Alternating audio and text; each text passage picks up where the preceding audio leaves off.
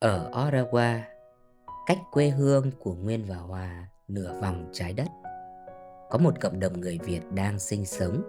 Có người mới sang, có người đã gắn bó cả nửa đời, và cũng có những thế hệ người Việt mới được sinh ra, lớn lên ngay tại đây. Nguyên và Hòa mới sang đây được 1 năm 9 tháng. Vẫn còn những bỡ ngỡ, vẫn còn những loay hoay. Chính vì thế, chúng tôi muốn đi tìm, lắng nghe và ghi lại những câu chuyện của cộng đồng. Biết đâu thấy mình cũng ở trong đó. Đây là Có Người Ở Xa, một series kể chuyện của kênh bánh Sigwell Senners. Và tập đầu tiên chúng tôi tìm đến anh Hinh. Gần 20 năm ở Ottawa, anh đã trải qua cái lạnh ngày đầu, những nỗi nhớ nhà, những phút tưởng chừng như muốn bỏ cuộc. Anh nhớ nhất khi mà anh mới đến Ottawa, anh nhớ nhất điều gì? Nhớ nhất hả? Khi bước chân vào Nam nhớ nhất là Việt Nam. Và khi mà bước tới Canada ngày đầu tiên, bước xuống sân bay á, cảm giác đấy nó lạnh. 2006 vừa bước xuống máy bay thôi, mình đi mình cảm giác như là tại sao cái thế giới gì mà lạnh thế này. Mình chính lắm rồi, như một thế giới nào khác, hoàn toàn khác. Nó rất là buổi tối, như là mình sum họp gia đình, có anh, có em, có ba, mẹ chẳng hạn. Còn bên đây tối về chỉ 4 bức tường thôi. Đó, một người xa quê hương, xứ người, tiếng không biết, bạn bè không có. Bộ cả năm á, nản lắm, muốn đi bộ về mà. Tính đi đường bộ về mà. Cái đó nói vui thôi, nhưng mà buồn thiệt. Tại vì mình không có thời gian mà, như là tại sao cứ nghĩ trong cái đầu mình tối khi mình nằm xuống, mình cứ nghĩ tại sao ở đây là có thể là mình cố gắng chắc không vượt qua nổi đâu. Tại vì lúc nào nhớ tới gia đình, rồi lúc nào tương lai sau này sao, chữ nghĩa không biết, không có bạn bè, cứ làm tối về 4 bức tường thôi, nhìn 4 bức tường thôi.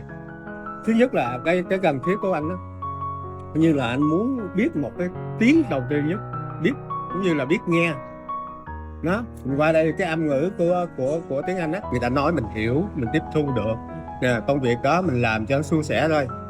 Đầu tiên là đi làm liên gần đây nè, làm tới 6 giờ sáng. Độ khoảng 2007 là bắt đầu anh bước chân vào, anh thay đổi công việc của anh, là bắt đầu anh vào làm nhà hàng. Anh muốn cải thiện cuộc sống mà. Đầu tiên là tính trải nghiệm thôi. Nhưng mà không ngờ cái công việc đó làm nó thích hợp với mình. Cái ơn nghĩa mà dìu dắt, cũng như là anh đến một cái nói chung là cái tương lai cho anh tới giờ, hiện tại giờ anh vẫn còn nhớ đó. Là cái người ấy là hiện giờ là một chủ nhà hàng đó. Đó, người bạn đó mới tới hỏi anh muốn thay đổi công việc đó. Từ đó bắt đầu anh trải nghiệm đó, từ cái chỗ đó. Anh nhớ nhất, chỉ nói một câu với anh thôi: anh cố gắng lên, anh phải ngang hàng với người ta, anh nói chuyện với người ta mới lên. Thế điều gì khiến anh vượt qua những cái lúc này đó? Có cái gì làm cho mình vượt qua được cái quãng thời gian nhớ nhà rồi muốn đi bộ về Việt Nam? Cái điều đó là do cái lý trí của mình, cái nhiệt huyết của mình, Cụ thể nhiệt huyết của mình, nói chung là vậy. nhiệt huyết ở đây là như nào? Là cũng như là mình, tại sao mình phải bước qua tới đây rồi mình bỏ cuộc. Thứ nhất đó, Mình hỏi lại mình câu đấy. tự mình đặt câu hỏi tại sao mà mình trước khi mình qua mình cố gắng mình tìm cách. Nó khi mình qua tới đây tại sao mình bỏ cuộc giữa chừng. Nó từ cái chỗ đó anh suy nghĩ. Cái thứ nhất. Cái thứ hai, gia đình mình là hiện tại như thế nào, có được tự do, có được cũng như là phóng khoáng như người ta bạn bè ai cũng tha tống cáo. Tại sao từ cái chỗ đó anh mới cố gắng Nước mắt. Thường thường ta nói nước mắt chảy đâu bây giờ chảy ngược không? Ừ. Khó đó. Ừ. Chảy ngược đó. Khi mà khóc nhiều quá nó hướng chảy ngược. Ừ. Nó vào trong luôn, không còn ra được nữa. Cái ước mong của anh chỉ muốn là mình luôn luôn sức khỏe. Có sức khỏe là quan trọng nhất. Cái gia đình họ khá giả, nhớ có đủ điều kiện thì họ sống ở Việt Nam là cái điều tốt nhất. Ở lại Việt Nam hay sang một đất nước mới, không ai có thể nói điều gì là tốt nhất cho tất cả. Với tôi và Hòa, hành trình tới Canada cũng bắt đầu bằng nhiều bỡ ngỡ.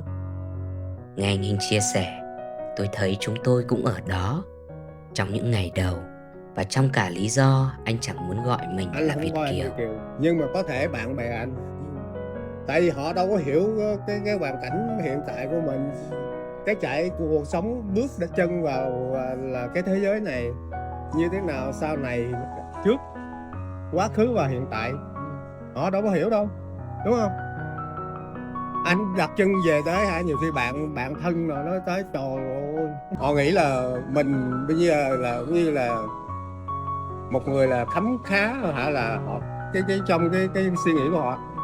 Còn mình thì cảm thấy nhiều khi đôi khi mình thấy e thẹn lắm. So với không, đó là thật sự mà nói. Tức là cái Việt Kiều là mình tự định nghĩa, Đúng rồi. và cái mình dựa trên những cái cuộc sống của mình sẽ khác rất là nhiều so với những người mà đang nhìn Việt Kiều từ cái góc ở phía Việt Nam nữa. Mình nói để mà mình không phải là mình than hay là than phiền, đâu có ai giúp được mình gì đâu, đúng không? Chỉ mình nói mà thật lòng trong cái thâm tâm mình nói, có sao nói vậy. Cho nên là cố gắng phấn đấu thôi. Thì bây giờ hiện tại giờ thì thấy cũng ổn định, tuy là tiếng Anh không có rành lắm, nhưng mà biết nghe đó, biết nghe biết trả lời là tốt. Anh chỉ nghĩ là vậy thôi. Nó có thời gian, ví dụ ngày nghỉ đó mình đi chợ đó, từ từ cái mình giao lưu, gặp bạn bè, đi chơi, đi câu chẳng hạn.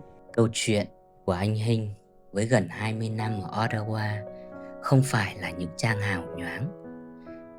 Đó là cái lạnh buổi đầu, nỗi nhớ nhà, hay là sự cô đơn, và thậm chí là nghị lực để tiếp tục.